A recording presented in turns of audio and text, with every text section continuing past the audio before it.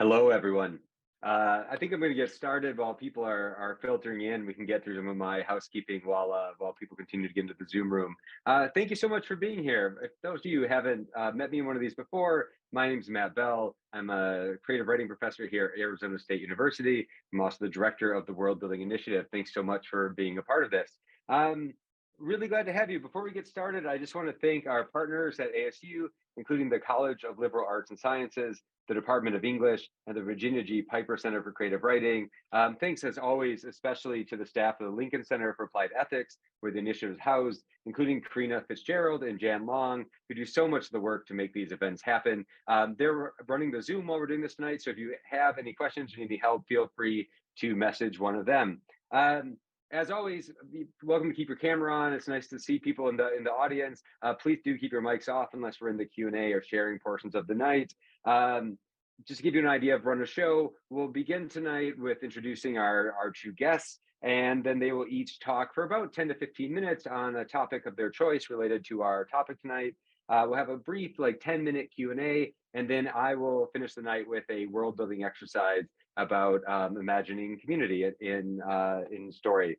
Yeah, feel free to use the chat throughout. It's really nice to have a lively chat. I think it's a nice way for us to communicate while we're in this space together. So please feel free to respectfully engage there throughout the evening.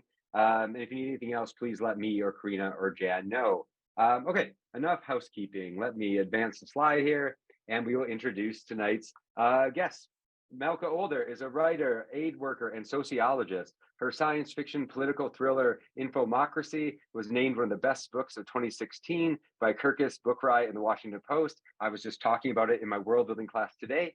She also created the serial Ninth Step Station on Realm, and her acclaimed short story collection And Other Disasters came out in November 2019. Her novella, The Mimicking of Known Successes, a murder mystery set on a gas giant, came out in March 2023, I believe last week. She has a doctorate in the sociology of organizations from Sciences Po, and is published in American Behavioral Scientist, American Quarterly, numerous academic books. She is a faculty associate at Arizona State University, where she teaches on humanitarian aid and predictive fictions and hosts the science fiction Sparkle Salon. Her opinions can be found in the New York Times, The Nation, Foreign Policy, and NBC Think, among other places.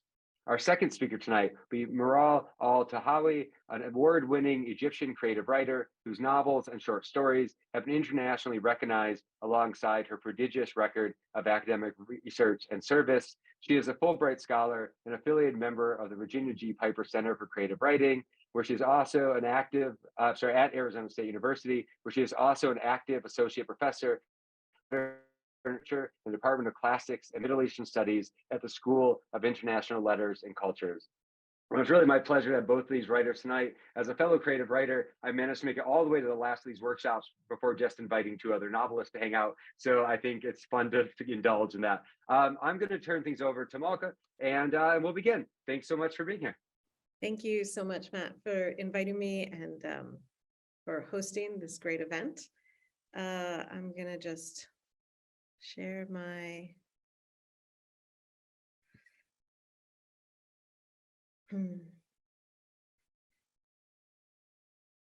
slides here.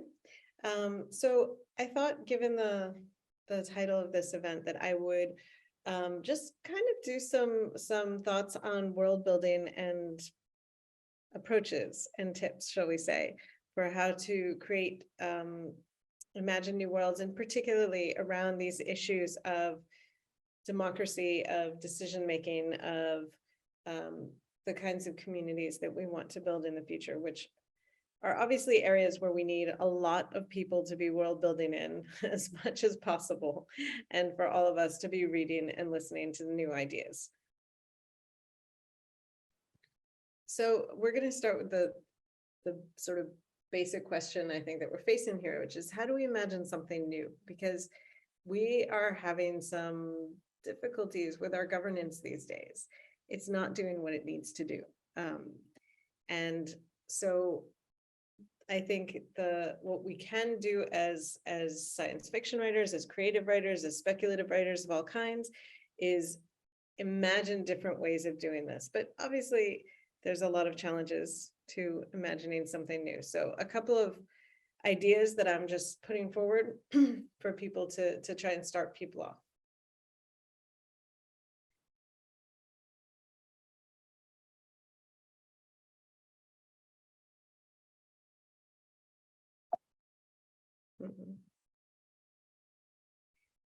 So the first thing is to open up possibilities that seem closed off. There's a lot of pressure in our society right now that is centered around making us believe, first of all, that the way we're living in the current present is the only way things could have possibly turned out, that it is inevitable, and that there's this kind of path dependency, and this is the way things are, and it would be very, very hard to change them. That's one thing. We also have a lot of inputs from all around telling us things about the future as if they're already totally decided. I think one of the biggest threats, in fact, to democracy today is the fact that we already think that we're living in one. And this goes for people outside the US and other democracies as well. This idea that we are in this kind of end all be all, we're already done, we have found the good form of government, is really dangerous in terms of not letting us think of new ones. So we need to, first of all, mistrust the terminology that says, okay, we're in a democracy. And also the idea that this terminology of democracy, that there's just one thing that is democracy. There's actually a huge amount of possible variety. There's really no one perfect way to structure a democracy. There are always going to be choices that have trade-offs. And so it can be very easy to get caught up in the idea that, okay, we have democracy, all we can do is make tiny incremental changes or maybe run it a little bit better. But in fact, there's enormous potential for imagining new and different ways of implementing democracies, whether we do it from the structural elements that already exist, or whether they require new technologies or new uses of our existing technology to implement them. There are a lot of places we can go that are very different.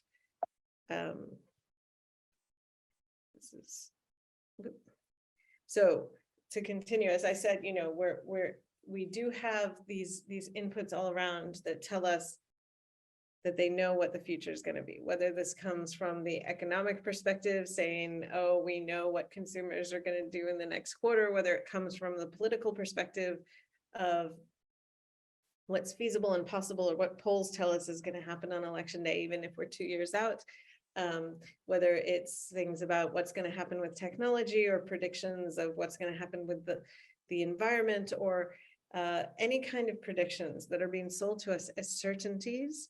We must mistrust, because nobody knows what's going to happen in the future. It's very easy, if you're following the current media, to believe that the future is closed off and getting more and more so, that we have very little that we can change at this point. And that there are people out there who know what's going to happen. Lies. Nobody knows what's going to happen in the future. As a science fiction writer, I am very sure of this.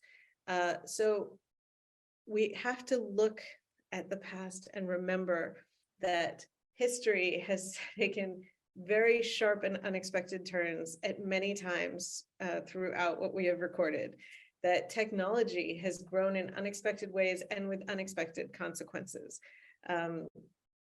that honestly, nobody really knows that much about economics yet, and maybe even less political science. So to not let ourselves get caught up in all of these predictions that tell us that we need to narrow our consideration of what's possible either now or in the future. And a kind of further corollary to that is, don't worry too much about probability. I think when we try to think about what the future might be like, it's really easy to get caught up in, but am I going to be right in this prediction? And shouldn't I hedge my bets a little bit? And, there's certain activities for which you do want to aim your predictions at probabilities. But as we know very well, again, looking at even very recent history, there are low probability events that can have huge implications. and that seemed to come out of nowhere, even though they were very predictable. And there are things that were not at all predictable that happen. So it is not irresponsible to, particularly when you're trying to come up with new ideas, to stop worrying about, to make a conscious decision not to worry about trying to get it right.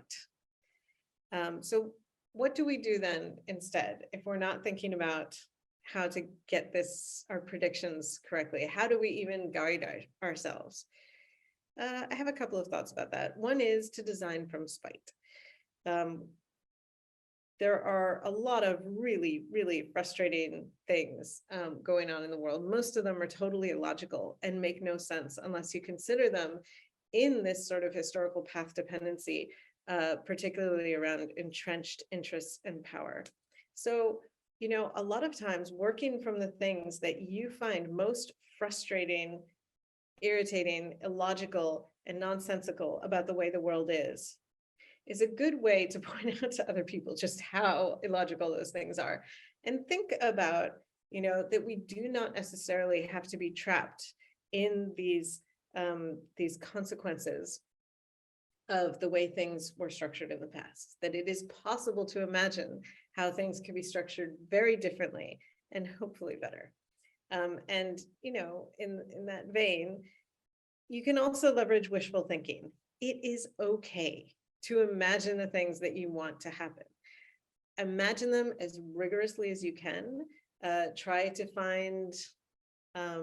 build chains of potential evidence and consequences that will lead to them. But we have a kind of attitude in our culture very often that if you think of something nice or humane, then it must not be rigorous and hard-nosed. And this is very untrue. It is okay to imagine a better world. That does not make the world less probable than imagining a horrible dystopia. We can imagine the things that we want to have happen, and often allowing yourself to imagine something very radical, very improbable, very different, that gets you to the place that you want to be, will show you a kind of path to it that perhaps is not as radical and impossible as you imagined.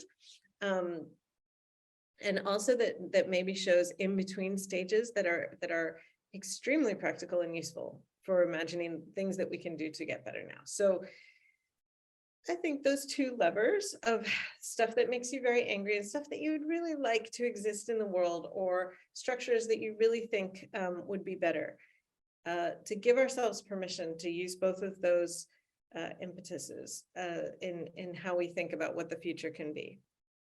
And then I'm going to make a really impassioned case for embracing individuality and weirdness. The class that I'm teaching right now, actually, at ASU, Predictive Fictions, looks at the sociology of different approaches to predicting the future, as well as science fiction. And what I've found through looking at a lot of the predictions of future that we come into contact with on a daily, weekly, annual basis, things like the weather report, things like economic forecasts, polling, cost-benefit analyses, contingency planning.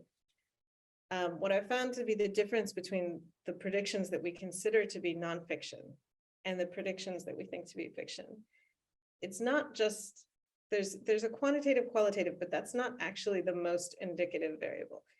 Most of the predictions of the future that we raise to the level of nonfiction, that we announce as news, that we consider rigorous, it's not so much the science or the quantitativeness that goes behind, it's definitely not the accuracy.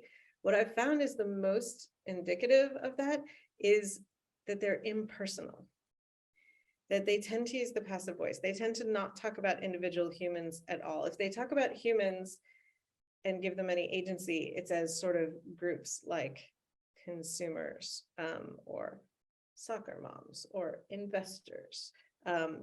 And they rarely have any sense of actual people acting as individuals. And to me, this is really problematic, because again, looking back at history, we see many, many cases when individuals being individuals and acting irrationally made a huge difference to the way that history or economics or product launches or elections or any of these things that we like to predict, how they unfolded.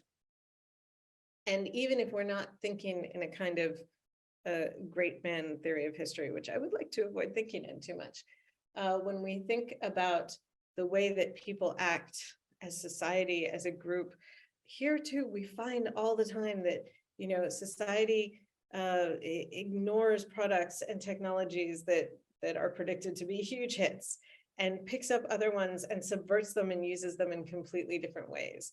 Or people react to some kind of development or supposed opportunity in ways that are totally unexpected and turn around what was thought to happen. So I think any predictions of the future that don't allow for human weirdness and individuals acting as individuals and perhaps not making rational decisions and perhaps having affection for things that there's no rational explanation for, or making decisions based on family instead of based on their economic benefit.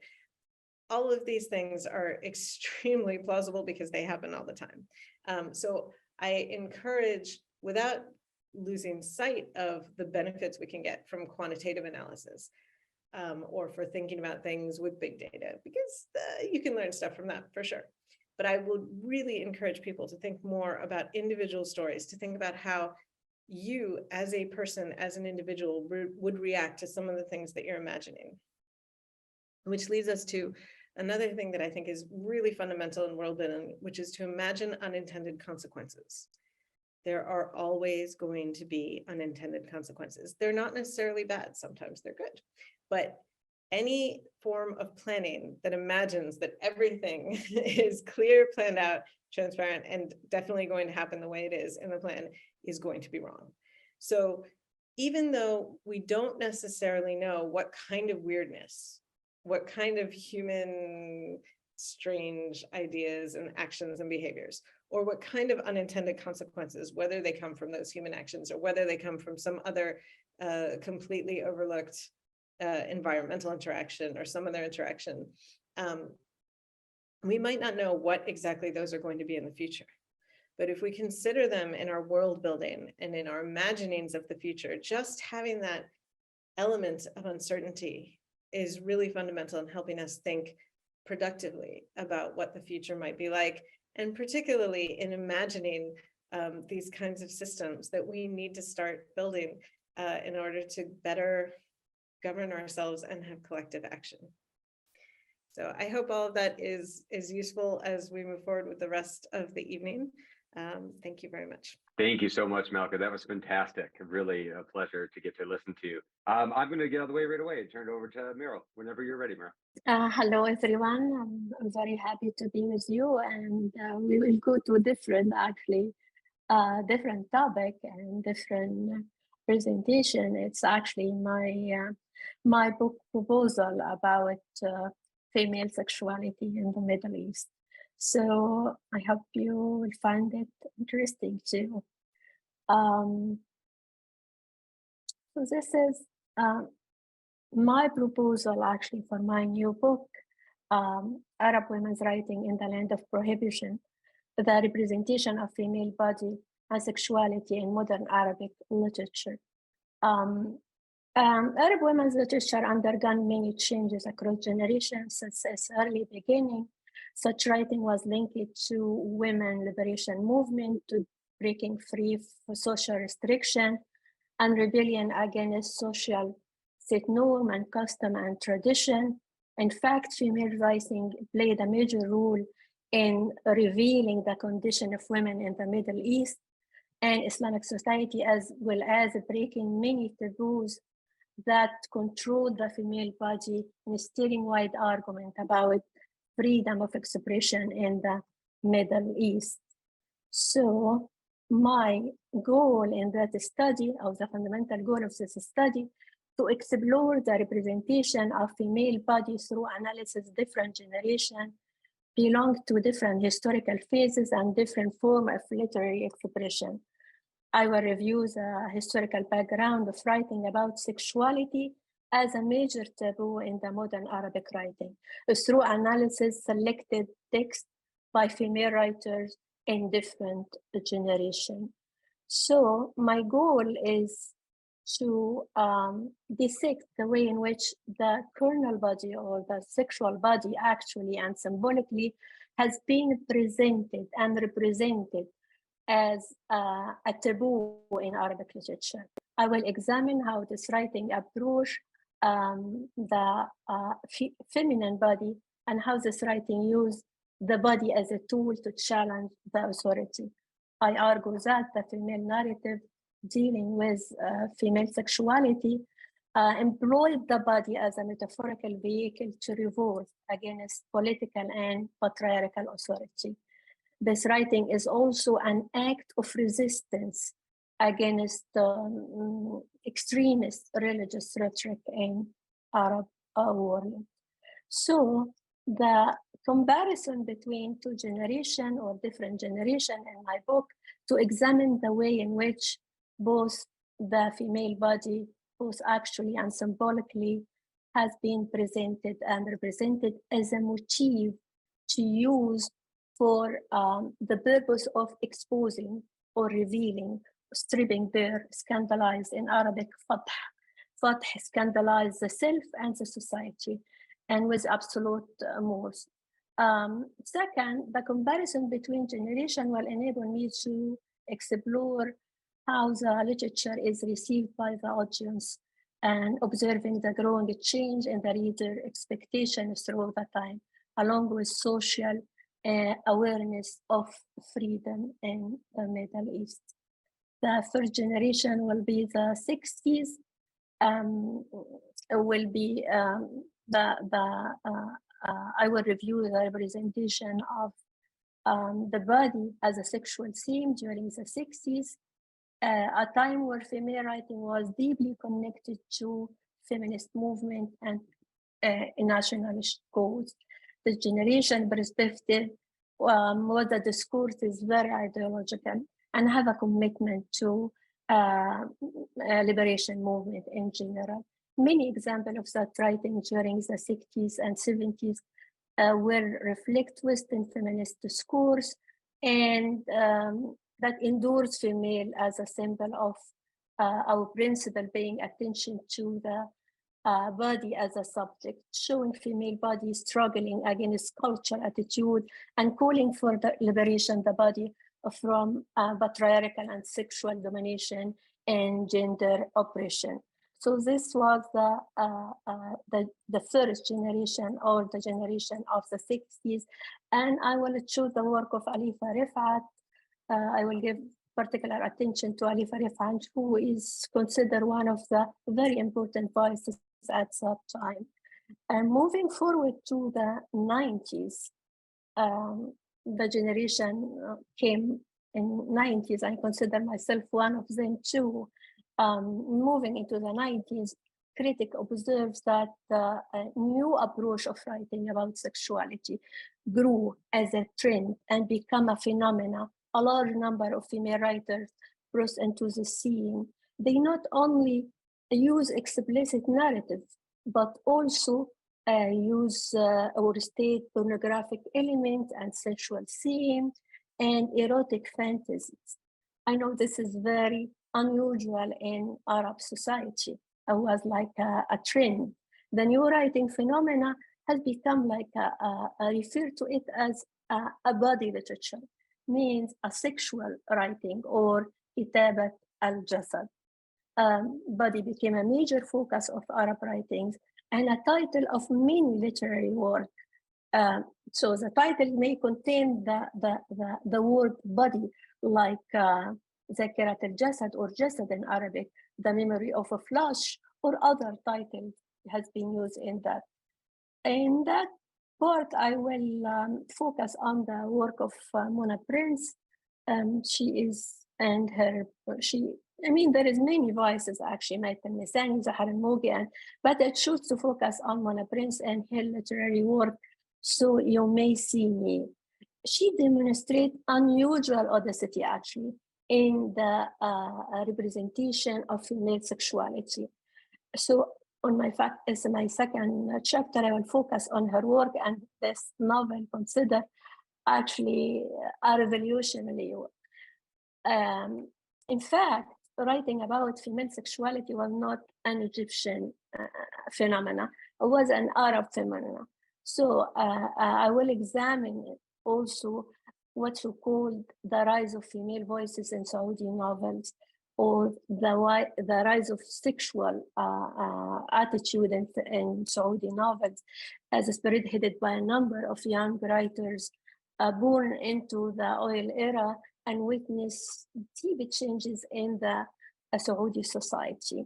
The most clear example of that generation will be Raja Sani and her novel, Girls of Riyadh.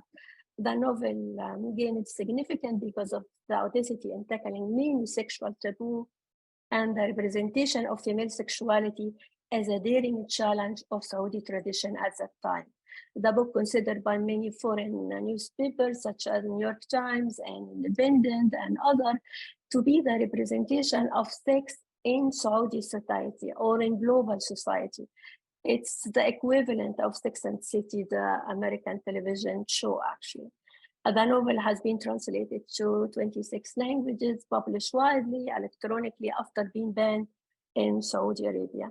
The second example will be Al-Akharun, or the other, by Sabal Herz, writer known as, we don't know her name until today. She published under pseudonyms, according to her publisher. The novel revolves about lesbian relationship between two Saudi girls and depict the community of Shia in Saudi Arabia, which is a taboo in that society too. And they are a minority, and speaking about homosexuality in that society was really forbidden. The novel posed many questions about the real identity of the writer. For example, who is Sabal Herz? We don't know her name until today. Why she is not even appear from foreign media? Why she is until today using or swinging between masculinity and femininity in her style of writing. So Sabal Herz has been also translated to English lately, but she never appear in any foreign or Arab media. The third example will be the Auba, or a sexual biography of female protagonist that started at her school days. This is a very rare novel, actually. It's about a memoir of sexuality, which is very unusual in Saudi society. The name of the author, also Warda Abdel Malik, not known. She used a pseudonym, but later on she appears to be a male writer using a female pseudonyms to publish his novel. So my study will focus on that identity, actually. I will examine the use of pseudonyms, the virtual identity, to explore how the cyberspace helped to create alternative forms of self-expression and enable female authors to breaking free from social restriction and allowing them to expose erotic and desire and homosexuality by using multiple and anonymous identities. The second part, which is the important of my study, will focus on the Arab Spring as the event that will, I will examine the representation of female sexuality after Arab Spring, the wave of new writing about female sexuality during the Arab Spring. And this trend, known in Arab or modern Arabic literature as explicit writing after Arab Spring, or sometimes they call it naked writing, الكتابة العارية, meaning naked writing or nude writing, actually. The emergence of new radical trends utilize prohibited sensual scene, explicit sexual language, pornographic, erotic elements, most of this new writing is stating desire rather than attempting to hide it or to write it under metaphors. So they state, for the first time, female writing actually takes this term. So I want to explore with this is new writing can be classified as an erotic writing. This actually question is related to my experience as a creative writer too. Can we consider this type of writing is erotic or it's an act of revolt? Investigating is this writing, which is run a parallel and metaphorically parallel to nude feminist movement, and both female movement or nude movement or feminine was actually very close to and have a very high influence in that. So both of them use the female body as a tool to free women's sexuality. So to what degree the feminist nudity movement has influenced the erotic, often new female writing after Arab Spring? Another question about this explicit writing offer a link to topless activist movement, which known as a femin. We know that a large number of feminists in Arab society joined femin movement and participated in active nude protests during Arab Spring. For example, the Syrian artist Halal Faisal stood naked in public square in London to protest against war in Syria. Similarly, blogger Ali Al-Mahdi in Egypt published a nude photo, and several Tunisian activists took similar action against a fundamental religious group. So they published their naked photo to protest against the fundamental groups. How both nude movement and that explosion of explicit female writing relate to each other, or to the political and social protest movement that overtook the region and came to be known as Arab Spring. Finally, the study will investigate the intersection between three factors: and social and political movement, explicit writing, and religious extremist rhetoric, and nude feminist protests. So I would like to understand the relation between this type of writing, explicit writing, and the political protest, and the rise of fundamental religious group also at that time. And I argue that the new tendency in Arab women's writing has significant implication in the shadow of polarized social and political background. Both nude movement and explicit writing represent and amplify a radical action against patriarchal and religious society in Arab world. This is a picture of the Tunisian, and this is Alia Al-Mahdi pictures. Actually, she protested during Arab, and my focus actually will be writing, but I would like to navigate how creative writing is intersect with other, political and upheaval in the Middle East.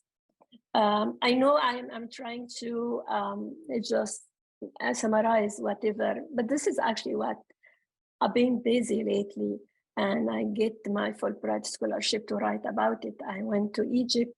I spent time trying to understand the relation between the fundamental groups and female new wave of writing and that society, how it's a change, how this change actually affect the creative trends in Arab literature. Many thanks to Matt again, and I'm sorry that my voice is, I have a very hard flu, and thank you guys so much for your time, and I'm ready for any questions if you have.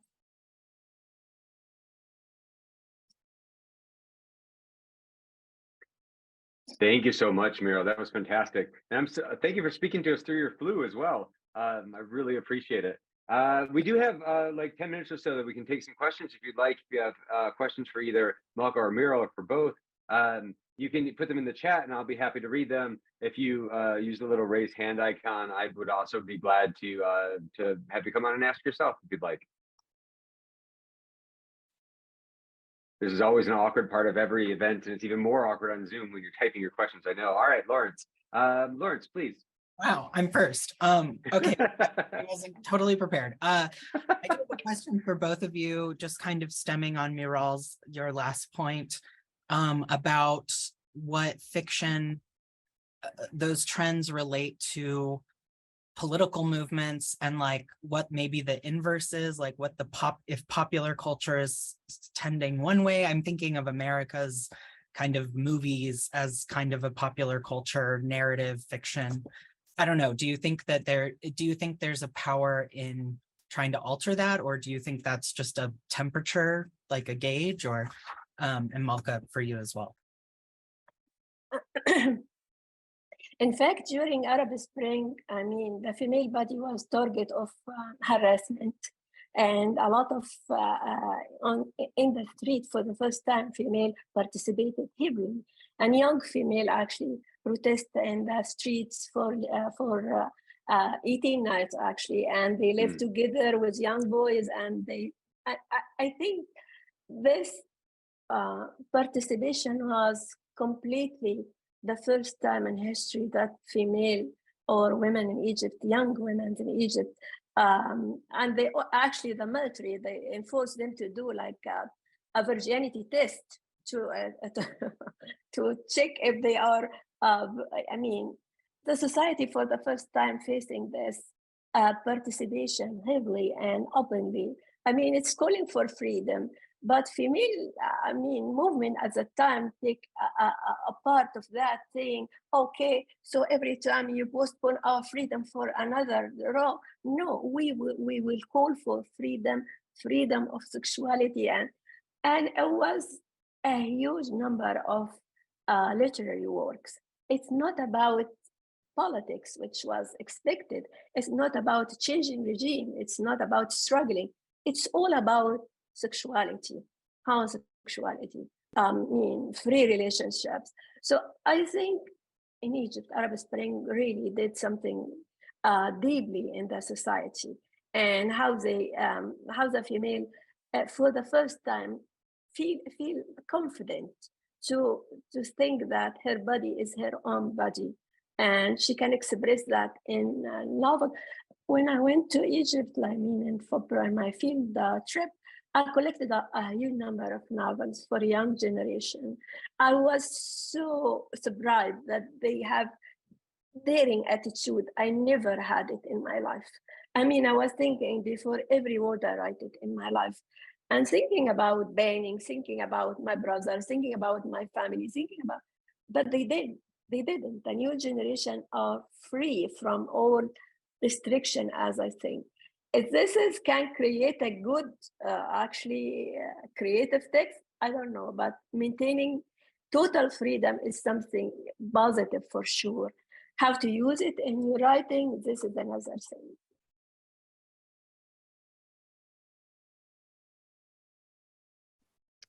If just from my perspective, in a much more general way, if I understood your question, I think that there's always going to be links and probably a continuing interaction and reaction between popular culture and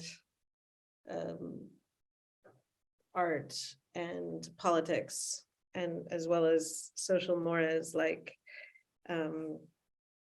the degrees of freedom and privacy that are felt in different areas.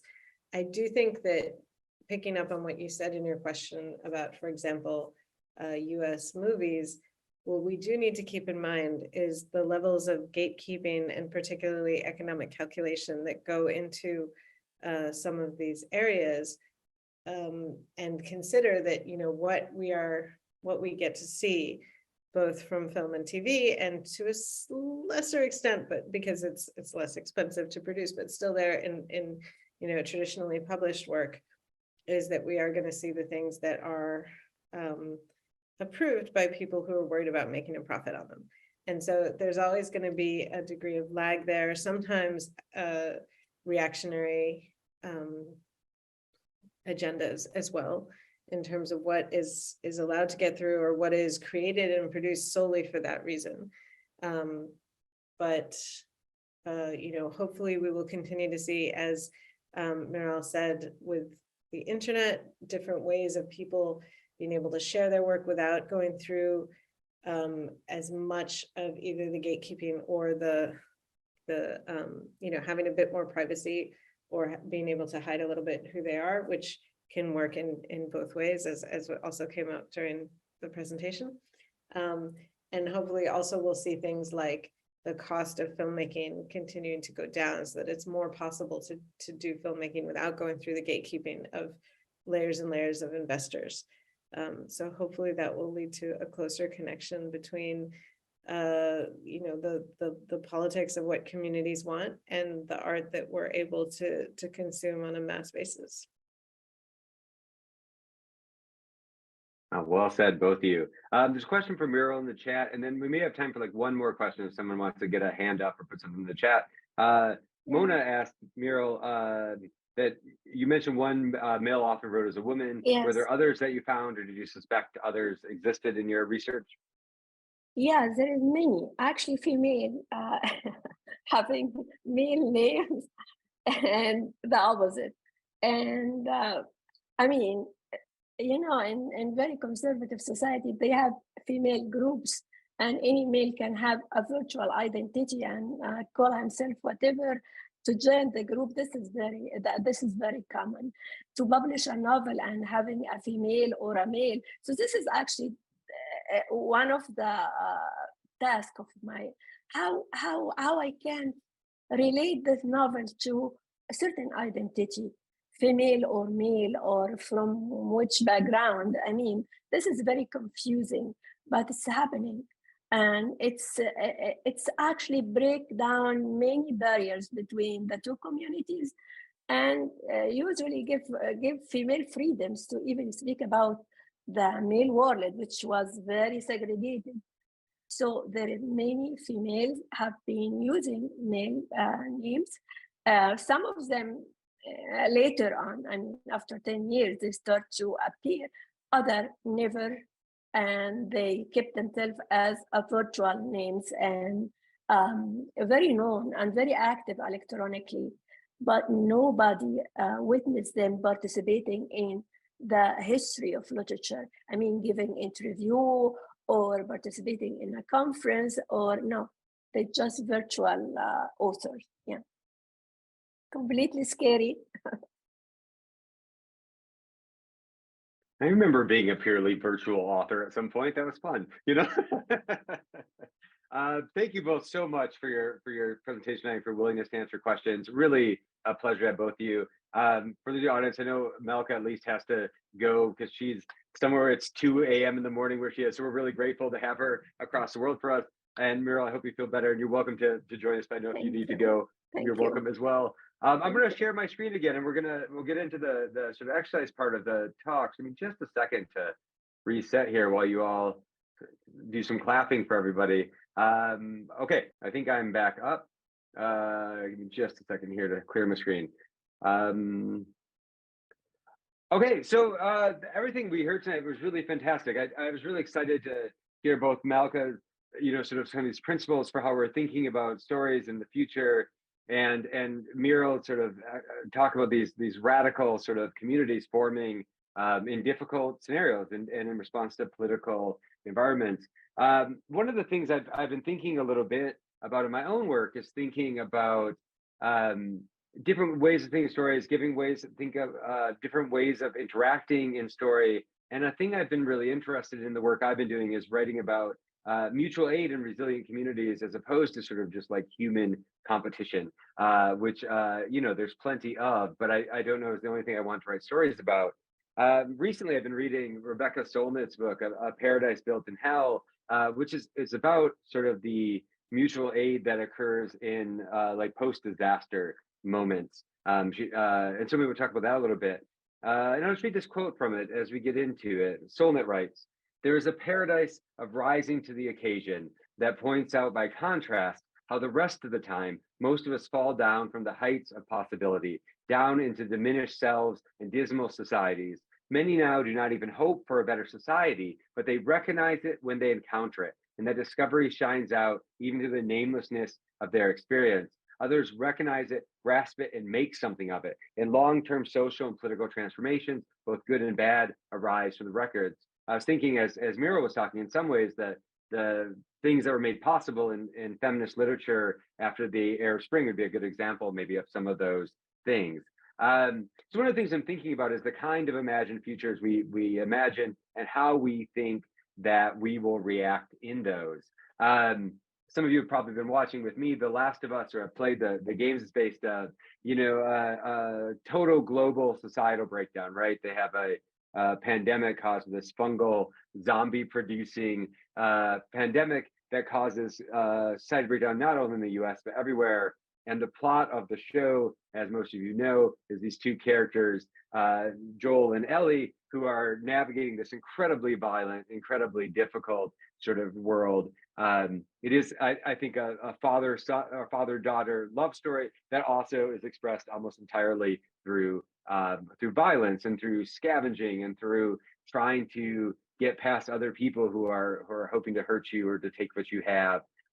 One of the kinds of societal breakdown we sort of imagine, what we might imagine helping. People do help each other, but rarely and in small moments. A sort of different kind of extreme, something like Mad Max Fury Road, or all the Mad Max movies, a future in which such climate disasters happen that people are forming bands of violent auto driving people, trying to take water and gasoline from each other, these sort of precious resources that can only be secured through violence. As much as I would like to be a guy who plays a double flaming guitar on a giant vehicle in the future, not exactly the future that I hope happens either. One that, again, shows mostly violence as a way of responding to breakdown. And then things like The Road, which is maybe like the most extreme sort of literary fiction example of these kind of things, or one extreme example. Again, a sort of father-child sort of story in which everyone we meet in the world is out for themselves, people are cannibals, people are rapists, people are growing humans to eat them because there's no food. Every interaction the father and son have with other people is a lesson in survival over others, or surviving in spite of other people, in pretty extreme ways. The two characters are they talk constantly about like carrying the fire. We're the good guys, we're carrying the fire. And a lot of the story is really about the father doing bad things to protect his son's innocence. So it ends up like maybe there's like one good person, maybe it'll be the child. These like very, very difficult scenarios. We never really see anybody helping people, although the son, notably in both the book and the movie, wants to.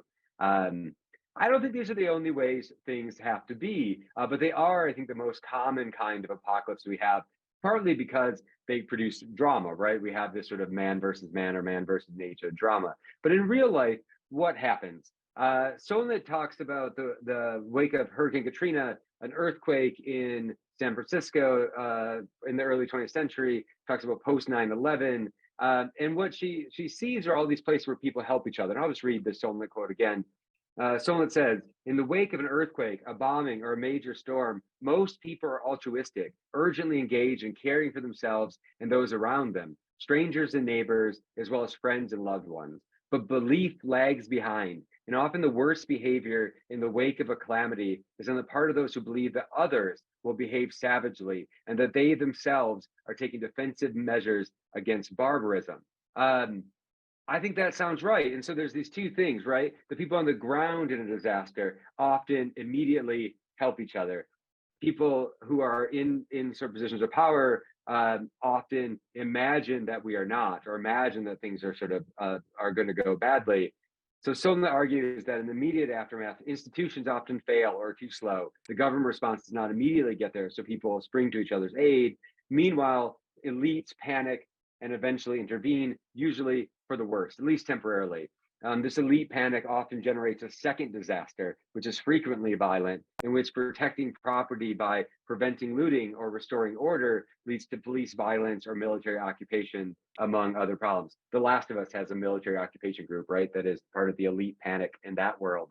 And so that we end up in this place where that the problem is caused by imagining people will act badly and then trying to stop it, even if it's not happening or not happening wildly. And it occurs to me that most of these stories, if we go back and we look at these kind of full societal breakdowns, is that they are, I think, kind of like elite panic narratives. There's this idea that when societal breakdown happens, it will be everyone for themselves.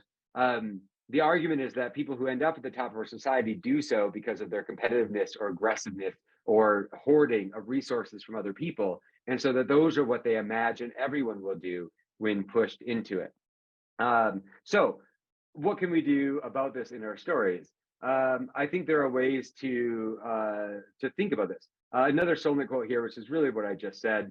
Solnit says, "My own impression is that elite panic comes from powerful people who see all humanity in their own image. In a society based on competition, the least altruistic often rise highest. Those empowered themselves are often capable of being as savage and self-serving as the mobs of their worst fear. They also believe they're preventing crime when they commit it." So as I was reading this book and thinking about the writing I'm doing in my own novel that I'm working on now, I thought about how disaster stories, apocalyptic narratives really do, I think, take this elite panic, or what elite panic believes in, as the most likely outcome of societal collapse, whether it's temporary in the wake of disaster or permanent in like the fallout in like The Last of Us or late climate change or some of these other things. And they apply it to every character in every community. And I guess my question to some extent is like, why? If art is about speaking truth to power, why does so many art in these genres accept this panic worldview of the powerful as a starting point? So I thought, for our exercise today, we would try to reinvigorate these sort of apocalypse or disaster narratives by thinking about mutual aid and community instead. So I've got sort of like a 4-part exercise. I think we'll have a little bit of time to try to do this ourselves, then maybe share our ideas with someone else who's here tonight. So let me give the exercise, and I'll give you some starting places, and we'll take a little bit of time, and then we'll have a moment where we'll use breakout rooms, and you can share with someone else who's here. I hope you'll get to meet some of the community we've gathered together tonight. So these are the steps as I see them. Let's imagine ourselves in an unfolding apocalypse with no clear antagonist, so we don't have like a bad guy. Let's say, for instance, one day all electricity-based technology mysteriously stops working worldwide. It would cause lots of disruption. We would have to do things differently than we do now. What do we do next? As part of this thought experiment, you might identify the aid people might desire in the wake of this particular disaster. What resources would people need? How could those needs be met, and by who? What's one struggle amidst this that could be overcome communally? How could we help each other? And then I think we want to search for the drama in this imagined story, not in the zero-sum competition of humans versus humans, but in collaboration, community, and consensus against shared trouble. In some ways, like, what does this disruption make possible that's positive, as opposed to only what's negative? And then I think for your assignment tonight, to write a short scene or a summary one, or even just a list of possible things that might happen in which people work together to solve a single problem in this new electricity-free world that we might inhabit, or something similar. And if you're not sure where to start, we don't have a lot of time, so I want to give you some scenarios. I think these two scenarios always produce sort of opportunities for communal decision-making, or of course, much worse things to happen. So 2 possible ways to begin if you don't have your own idea. One is a group of strangers come to the edge of your town, your community, and respectfully ask for help. Post-disaster, your own community is struggling, but you have some resources to spare. How do you greet the strangers? What do you do in response to the request for aid? How do you convince others to do what you convince others to do or not do? That's one possible way to start this. Another that I think is also sort of interesting is, in a time of struggle, a property crime is committed in your town. It's not a violent crime, a property crime by a member of the community. Member confesses immediately, so no question about responsibility. What happens next? Whose job is it to decide? What kinds of remedies does your community have available to address the wrongdoing and the harm it did? We've got about 15, 20 minutes left in our sort of schedule for tonight. I'd love if you just took some time to explore this. Why don't we take like 5-7 7 minutes and just like do some thought. You can write if you want, you can do some just like brainstorming, and then we'll open up the break rooms and we'll just say hi to each other and get a chance to communicate. Thanks so much. I'll give you 5 to 7 minutes and I'll come back. Thank you. All right. I hope your writing's gone well. I know it's a really short little bit of time to think, but hopefully it's a chance to get a beginning of something. We're going to use the breakout group function to let you meet some of each other and to say hi and share some of these communal ideas. My friends Jan and Karina are going to sort you into those. We'll leave you in there for like 7 minutes. So it'll go pretty fast. So just kind of talk and share about what you came up with and what you thought about. And then we'll come back and we'll wrap things up and send you on your way. Thank you all so much. I really appreciate you hanging with us. Jan and Karina, whenever you are ready. Okay, I think we're about back. So, I'll just wrap up really quickly. I don't want to take more of your time. People have to go eat dinner and hang out, but it's so nice to have you all here. And thanks for participating in this exercise. I just want to, end with this last thought from it, which also comes from the Soul Net. It says, if mutual aid comes to us so naturally during a disaster, like what can we do to ensure that it remains with us in normal time? There's a quote from the book, which I don't think is Soul Net. I think she's quoting someone else. But this person says, it's tempting to ask why, if you fed your neighbors during the time of the earthquake and fire, you didn't do so before or after. I really love that question. I think that's really wise, and something that we should keep thinking about as we go forward. As always, I just want to say, like, if you made something tonight you want to share with us, there's a couple different ways you can do it, right? You can send it to us or text at us or tweet at us at ASU Worldbuild, and we'll share it from there. You're welcome to email me and share your exercise or other comments, feedback, etc. I really appreciate that. You can also upload it to this Google form. If you take a picture of that QR form, it'll take you right there. And then, of course, you can use what you did to write. Karina is putting a link in the chat. Our last and final event of the semester will be a lecture with Arcadia Martin, science fiction author, writer of 2 novels, A Memory Called Empire and A Desolation Called Peace. She'll be in person in Tempe on April 24th. It'll also be live streamed if you're online. So please join us then. Again, thank you all so much. Thank you for being here. And we will see you all soon, I hope. Thank you.